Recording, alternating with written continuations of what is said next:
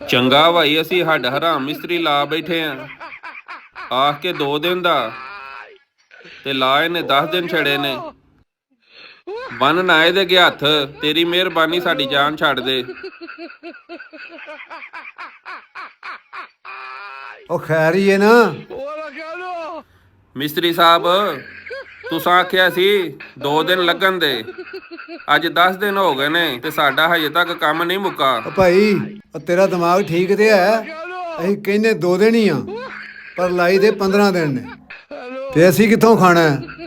ਜੇ 2-2 ਦਿਨ ਕਰਕੇ ਅਸੀਂ ਕੰਮ ਮਕਾਨ ਲੱਗੀਏ ਤੇ ਫਿਰ ਤੇ ਸਾਡੀਆਂ ਪੈ ਪੂਰੀਆਂ ਗਈਆਂ। ਕੋਈ ਸਾਨੂੰ ਤਰੀਕਾ ਦੱਸੋ, ਸਾਡੀ ਜਾਨ ਛੱਡੋਗੇ ਕਿਸ ਤਰ੍ਹਾਂ? ਇਹ ਵੀ ਤਰੀਕਾ ਸਾਡੇ ਕੋਲ ਹੈ। ਉਹ ਕਿਸੇ ਪੀਰ ਫਕੀਰ ਨੂੰ ਜਾਣਨਾ? ਹਾਂਜੀ।